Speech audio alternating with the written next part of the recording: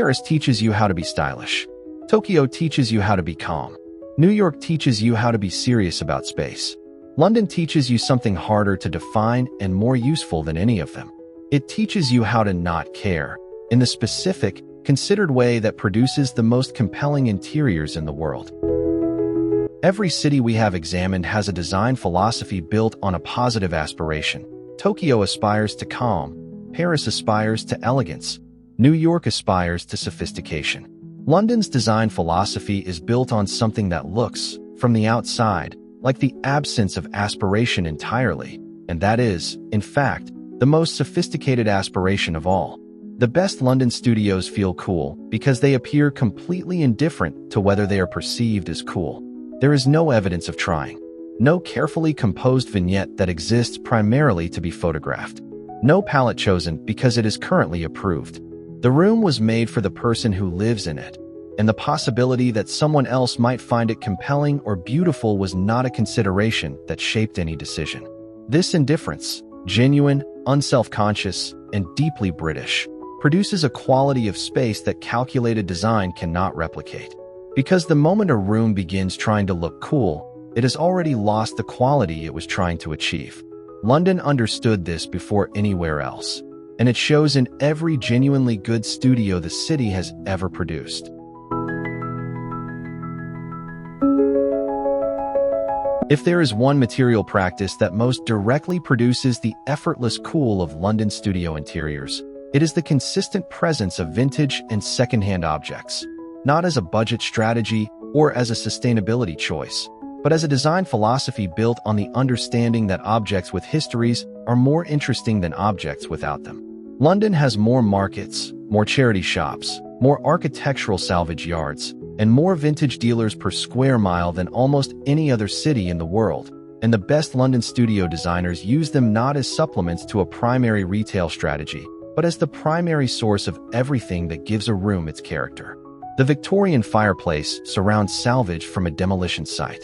The mid-century Danish chair bought for £30 from a charity shop in Brixton. The industrial factory lamp that spent 40 years in a Midlands manufacturing plant before ending up in a Hackney studio. These objects cannot be replicated by purchasing their contemporary equivalents. They carry within them a specific quality of time and use and history that new objects, however well designed, simply do not possess. And it is precisely this quality that makes London studios feel the way they do. Cool is not a finish that can be applied. It is something that accumulates.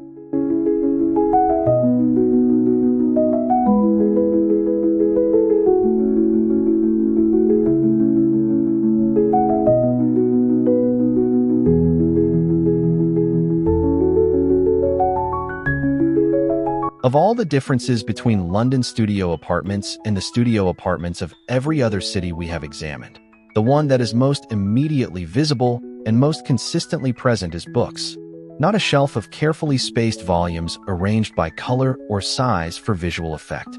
Books, in the quantity that results from someone who reads seriously, accumulated over years, shelved according to no system except the organic logic of what gets used most and what fits where. London has more independent bookshops per capita than any other English-speaking city, and the culture of reading that sustains them is visible in every genuinely good London studio. Books on shelves that extend to the ceiling. Books stacked on the floor beside the bed. Books on the coffee table that have actually been read rather than chosen for their spines. Books that have been marked, bent, and carried in bags until their covers show it. The books in a London studio are not decoration. They are evidence of a specific intellectual life, a specific set of interests, a specific relationship with ideas and with the physical objects that contain them. And that evidence, more than any designed element available, is what makes a room feel like it belongs to someone worth knowing.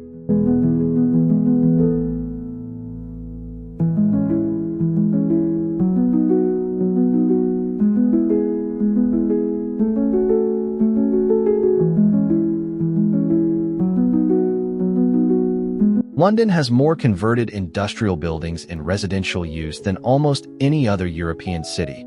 Former factories, warehouses, printing works, and railway arches that were repurposed during the 80s, 90s, and 2000s into the studio apartments that now define significant stretches of East and South London. And the interiors that work best in these spaces share a specific approach to the industrial heritage they inhabit.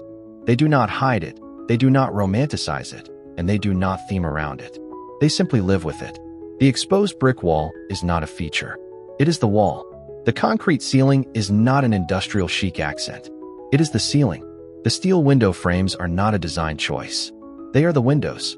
The best London industrial conversion interiors treat these elements with the same matter-of-fact acceptance that Japanese design brings to natural imperfection, not celebrating them as beautiful, but acknowledging them as real, and building a life around them that is honest about where it exists.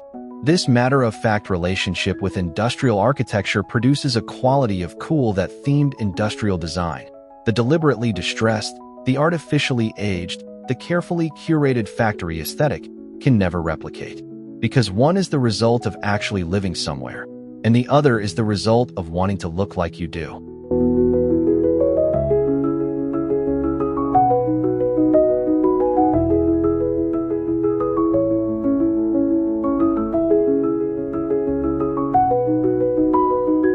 The gallery wall has been adopted as a design convention in apartments worldwide.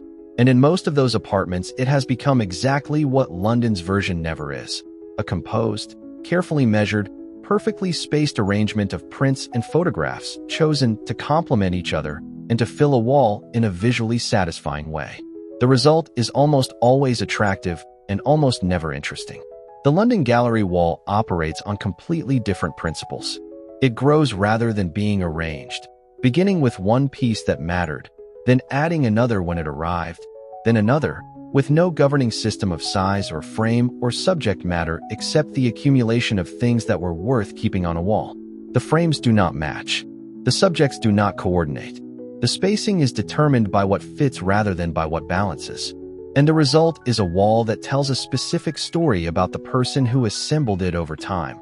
A story that no deliberately composed gallery wall can replicate, because no deliberately composed gallery wall was actually lived. This is the difference between a London gallery wall and every imitation of it that has appeared in design blogs since. One is the record of a life. The other is the appearance of one.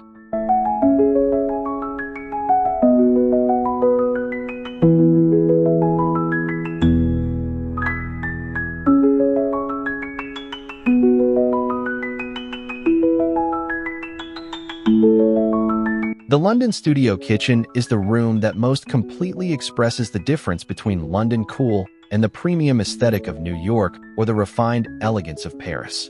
Where the New York kitchen is perfectly considered and the Parisian kitchen is artfully edited, the London kitchen is deliberately, specifically, and without apology, lived in. A cast iron pan hanging from a hook, because that is where it lives and always has. Cookbooks stacked on the counter with their spines worn and their pages marked with the evidence of actual cooking. Mismatched ceramic mugs on an open shelf that were collected individually rather than purchased as a set. A plant on the windowsill that is there because someone put it there and it survived rather than because it completes a styling composition. The London kitchen feels lived in because it is lived in, because the person who cooks in it made decisions about its organization based on how they actually cook rather than on how the kitchen might appear to someone who had never used it. And that quality of genuine use, visible in every surface and every arrangement, is what makes it feel cool in a way that the most carefully designed kitchen in the world simply cannot.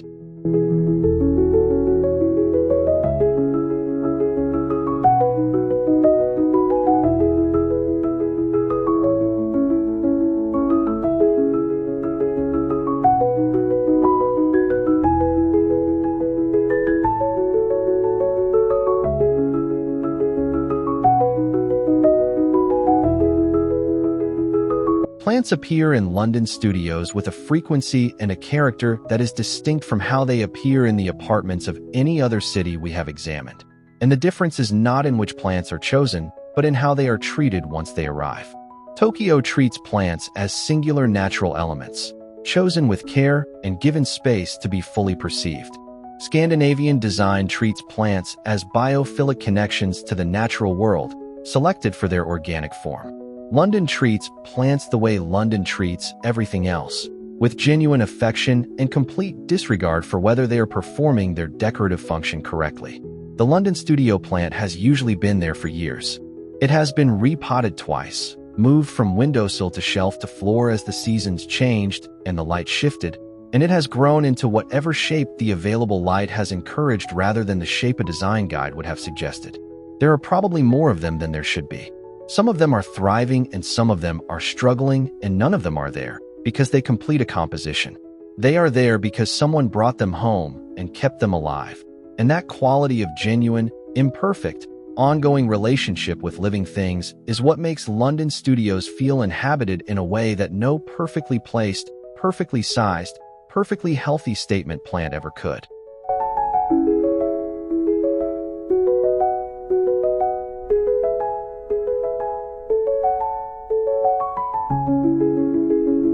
Every city in this series has taught something specific about what makes a small apartment feel the way it does at its best.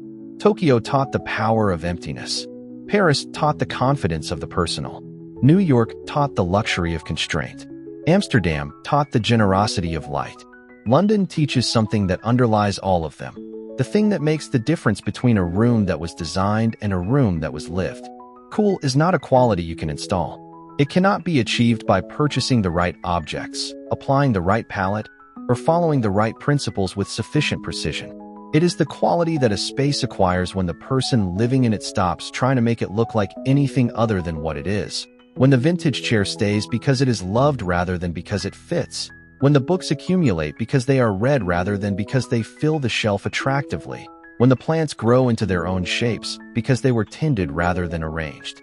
The London studio feels effortlessly cool because it is effortless. Not because no effort was made, but because the effort went into living rather than into appearing to live. And that distinction, simple as it sounds, is the hardest and most valuable thing any apartment can achieve. The effort goes into living. The cool takes care of itself. Subscribe for a new interior video every week. And tell me in the comments, what is the one thing in your home right now that is there because you genuinely love it rather than because it seemed like it should be there?